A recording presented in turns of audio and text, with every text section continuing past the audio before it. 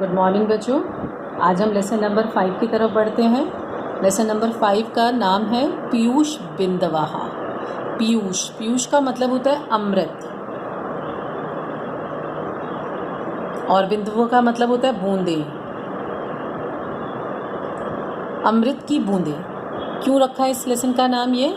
क्योंकि बेटे अमृत जो होता है वो मनुष्य के जीवन के लिए बहुत ही श्रेष्ठ होता है। अब यहाँ पर अमृत की बूंदें कुछ शब्दों के माध्यम से कही जा रही हैं कि अगर हम इन चीज़ों को अपनी ज़िंदगी में अपना लें तो हमारा आचरण, हमारा चरित्र, हमारा कैरेक्टर बहुत अच्छा बन सकता है। और अमर उसको कहते हैं जो मरने के बाद भी जीवित रहे, अपने कामों से, अपनी आवाज़ से, अपनी बातों से, इस तरह से जीवित रहने वाले को अमर कहा जाता है, जिसको मरने के बाद भी याद किया जाए। इस अमृत मतलब ये होता है अ जमा मृत से बना है, इसमें अ उपसर्ग है। अ मतलब नहीं, मृत मतलब मरा हुआ, जो कभी मरता नहीं, उसकी बूंदें, यानी कि ऐसी बातें जो कभी ख़त्म नहीं होती। आज जिन श्लोकों को हम पढ़ेंगे वो श्लोक बहुत पुराने ज़माने के हैं, लेकिन आपको पढ़ने के बाद लगेगा उनको कि आज भी वो उतने ही उपयोगी हैं जितने उस समय में रहे होंगे। अगर उन लोगों ने उस समय में उन चीज़ों को अपनाकर अपने जीवन को अमर कर लिया और उनकी कही हुई बातें हम पढ़ रहे हैं, इसी प्रकार से अगर हम भी अपने जीवन में इन अच्छी बातों को अपनाएंगे तो हम भी अपने वचनों से इस दुनिया में अमर हो सकते हैं। तो आइए शुरू करते हैं अपना लेसन। पहला श्लोक, विद्या ददाति विनयम विनयात याति पात्रताम। बच्चों इस शब्द में दो शब्द हैं। पहला शब्द है विनयात और दूसरा शब्द है याति। ये व्यंजन संधि है, ये भी आप लोगों ने नहीं पढ़ी है इसलिए इसको नहीं समझ पाएंगे आप, लेकिन दो शब्द हैं विनयात जमा याति। मैं इस शब्द को दोबारा लिख देती हूँ, याति। याति का सिनोनिम वर्ड होता है गच्छति। याति में या धातु लट लकार प्रथम पुरुष एक वचन और गच्छति इसका सिनोनिम बन जाता है। पात्रताम पात्रत्वात् धनम आपनोति धनात् धर्मम ततः सुखम। इसमें भी तीन शब्द हैं और इसमें दो शब्द हैं। आप इसको नीचे से पढ़िए बच्चे। अन्वय देखिए इसका, विद्या विनयम ददाति विनयात् पात्रताम याति पात्रत्वात् धनम आपनोति। ये शब्द जो हमने ऊपर पढ़ा था, देखिए पात्रत्वात् ध नीचे है तो धनम और फिर इसमें से आ निकला तो आपनोति। पात्रत्वात् धनम आपनोति धनात् धर्मम ततः सुखम। इसको पढ़ना बहुत ज़रूरी है क्योंकि जो भी क्वेश्चंस आएंगे वो इसी में से आएंगे बच्चों। श्लोक लिखा हुआ आएगा आपको, अन्वय लिखा हुआ नहीं आएगा। तो ध्यान से रिवाइज कीजिए इसकी रीडिंग को। विद्या ददाति विनयम विनयात याति पात्रताम पात्रत्वात् धनम आपनोति धनात् धर्मम ततः सुखम। बार बार रीडिंग करने से आपको रीडिंग करना इजी लगेगा इसको। आइए इसका अर्थ देखें। यहाँ विद्या यानी कि एजुकेशन नहीं बच्चे, किसी भी चीज़ की कुशलता को होना विद्या कहलाता है। शिक्षा विद्या का एक पार्ट है। शिक्षा और विद्या को हम लोग एक समान समझ लेते हैं कि एजुकेट हो गए हम तो विद्वान बन गए। बेटे अगर हम एजुकेट हुए तो हम शिक्षित हुए, विद्वान नहीं। विद्वान का मतलब होता है किसी भी चीज़ में विद्वत्ता का हासिल होना, कोई भी किसी भी काम में कुशल होना, तो वो विद्वान कहलाएगा। अगर एक धावक दौड़ने में कुशल है तभी उसको धावक कहा जाता है, तभी वो धावक दौड़ने का विद्वान बन सकता है। अगर उसमें दौड़ने की कुशलता नहीं है तो कहीं से भी वो धावक नहीं कहलाएगा। किसी भी काम को करने की कुशलता, जैसे किचन के काम को करने की कुशलता जिसमें होती है, वो एजुकेट हो या ना हो, लेकिन अगर उसको किचन का काम करना आता है, खाना पकाना आता है, तो वो खाना बनाने का विद्वान हो गया क्योंकि उसमें उसकी कुशलता हासिल हो गई। तो विद्या का मतलब होता है कुशलता का होना। विद्या का मतलब शिक्षित होना नहीं, विद्या का मतलब है किसी भी चीज़ की कुशलता का होना, वो चाहे शिक्षा की ही क्यों ना हो। तो विद्या ददाति विनयम, जितने हम विद्वान बनते हैं बच्चों, जितना हम कुशल बनते हैं किसी भी चीज़ में, शिक्षा में शिक्षित हो जाएं या हम किसी भी चीज़ में कुशलता को हासिल करते हैं तो विनयम होता है पोलाइटनेस, विनम्रता आती है। तो विद्या विनम्रता को देती है। विद्या से क्या आती है? विद्या विनम्रता को देती है। कुशलता हमें विनम्र बनाती है, हमें पोलाइट बनाती है। हमें पोलाइटनेस के साथ ही अपनी बात को दूसरों के सामने रखना चाहिए अगर हम विद्वान हैं तो पोलाइटनेस क्या बताती है कि आप विद्वान हैं। अपनी बात को कहने का तरीका पोलाइटली रखना चाहिए।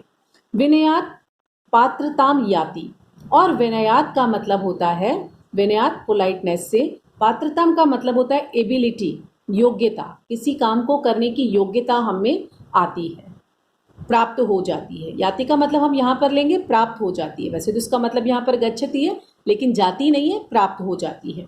विनम्रता से योग्यता आती है। पात्रत्वात् धनम आपनोति, और जब हम योग्य बन गए, अपने काम को करने में एबल बन गए, एबिलिटी हम में आ गई, तो धन तो बच्चों अपने आप आ जाता है।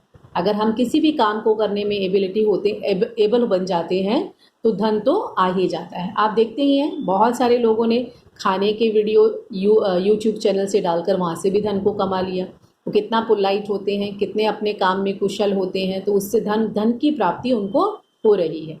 तो धन प्राप्त करना आसान नहीं है, लेकिन विनम्रता को प्राप्त करना, योग्यता को प्राप्त करना, ये बहुत मुश्किल होता है। अगर ये मुश्किल चीज़ें प्राप्त हो गई तो धन तो आ ही जाता है।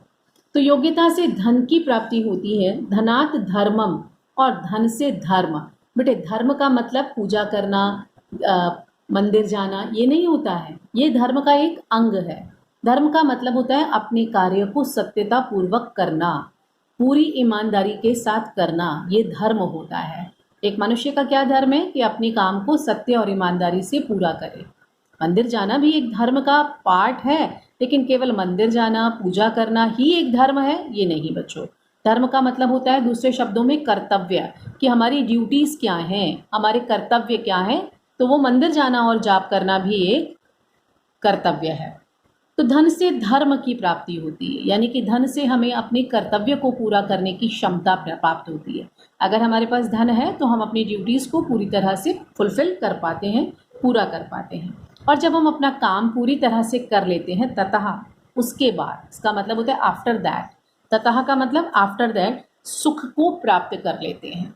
अब ध्यान से देखिएगा बच्चों, विद्या विनम्रता को देती है, कुशलता विनम्रता को देती है, पोलाइटनेस एबिलिटी को देती है, एबिलिटी से धन प्राप्त होता है और धन से धर्म और अंत में सुख की प्राप्ति होती है। यानी कि अगर सुख प्राप्त करना है तो कुशल होना ज़रूरी है किसी भी काम में। अगर आप शिक्षा कोई ले लीजिए, अगर आप शिक्षा अच्छे से प्राप्त कर रहे हैं तो आप में अपने आप पोलाइटनेस आती जाएगी। पोलाइटनेस आएगी, उस शिक्षा से अपने कार्यों को पूरा करने की एबिलिटी आप में आ जाएगी। और जब उस कार्य को अपनी शिक्षा से पूरा करने की एबिलिटी आप में आ गई तो धन तो आप शिक्षित होने के बाद, एजुकेट होने के बाद कमा ही लेंगे। और धन अगर है तो हम अपनी ड्यूटीज़ पूरी कर सकते हैं। और जैसे ही अपने काम से हमको संतुष्टि मिलती है, सेटिस्फेक्शन होता है, तो हमें सुख की प्राप्ति हो जाती है। तो विद्या से विनम्रता, विनम्रता से योग्यता, योग्यता से धन, धन से धर्म और अंत में सुख की प्राप्ति होती है। इस श्लोक को आप अपने जीवन में अपना सकते हैं और कुशल बन सकते हैं। अगला श्लोक बच्चों, अपूर्वः कोऽपि कोशः अयं विद्यते तव भारती व्ययतः वृद्धिमायाति क्षयमायाति संचयात्। अपूर्व, अनोखा, जो होता नहीं कभी, ऐसा अनोखा है।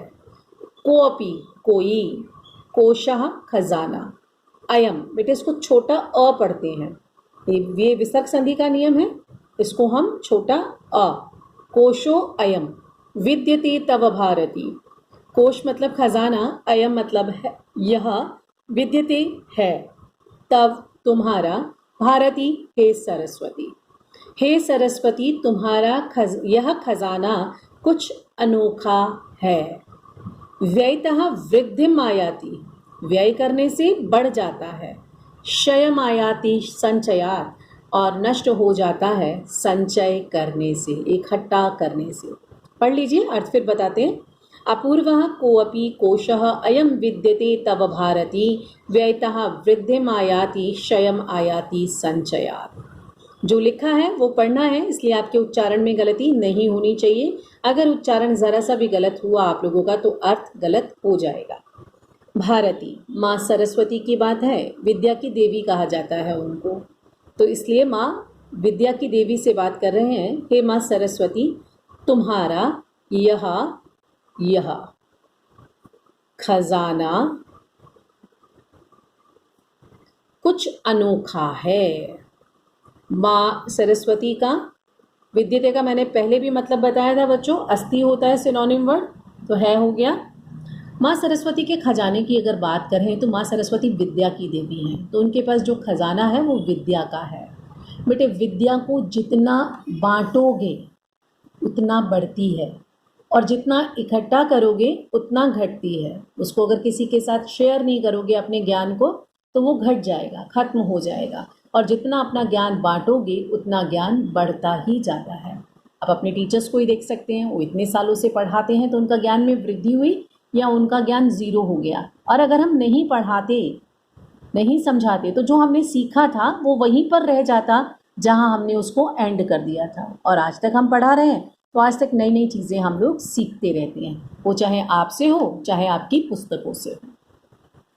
तो माँ सरस्वती का खजाना अन्य खजानों से विपरीत है। अन्य खजाने क्या होते हैं? कोई भी खजाना ले आइए, घर में सामान का खजाना ले आइए, धन का खजाना ले आइए, जितना बांटोगे उतना खत्म हो जाएगा और जितना इकट्ठा करोगे उतना बढ़ जाएगा। अगर आपके पास 100 रुपये हैं तो अगर अगले दिन 100 रुपये उसमें और बढ़ जाएं और आप खर्च नहीं करें तो वो 200 बन जाएंगे, इसमें से 300, 400, 500 बन जाएंगे। वो बढ़ता जाएगा जितना इकट्ठा करोगे, और जितना खर्च करोगे उतना कम होता जाएगा। अगर 100 रुपये थे, आपने 75 रुपये खर्च कर दिए तो 25 ही रुपये बच गए आपके पास, तो आपका खजाना कम हो गया। लेकिन जो विद्या का खजाना है, धन के खजाने में क्या देखा आपने कि जितना इकट्ठा किया उतना बढ़ गया और जितना खर्च किया उतना घट गया। तो लेकिन विद्या का खजाना क्या है? जितना बांटते हैं, जितना उसको खर्च करते हैं उतना बढ़ता है, और जितना इकट्ठा करके रखते हैं उतना घटता है। तो ये विद्या का खजाना, इसीलिए इसको अनोखा खजाना कहा गया है। माँ सरस्वती तुम्हारा यह खजाना कुछ अनोखा है, व्यय करने से बढ़ जाता है और इकट्ठा करने से घट जाता है। व्यय करने से बढ़ता है, वृद्धि मतलब बढ़ना, आयाति हो जाता है। संचयात इकट्ठा करने से, एकत्र करने से, एकत्र रखने से खर्च हो जाता है। अगला श्लोक देखते हैं, इसमें कोई डाउट होगा तो आप व्हाट्सएप से पूछ लीजिएगा। विद्वत्वं च नृपत्वं नैव तुल्यं कदाचन। दोबारा पढ़ते हैं। विद्वत्वं च नृपत्वं च नैव तुल्यं कदाचन, स्वदेशे पूज्यते राजा विद्वान सर्वत्र पूज्यते। स्वदेशे पूज्यते राजा विद्वान सर्वत्र पूज्यते। बच्चों अगर ध्यान से आपने अपने स्कूल में जो कोटेशंस के बोर्ड लगे हुए हैं, अगर आपने वो ध्यान से देखे हों तो ये लाइन वहाँ लिखी हुई है, एक कोटेशन के रूप में लिखी गई है कि राजा अपने ही देश में सम्मान को प्राप्त करता है जबकि विद्वान तो हर जगह सम्मान को प्राप्त करता है।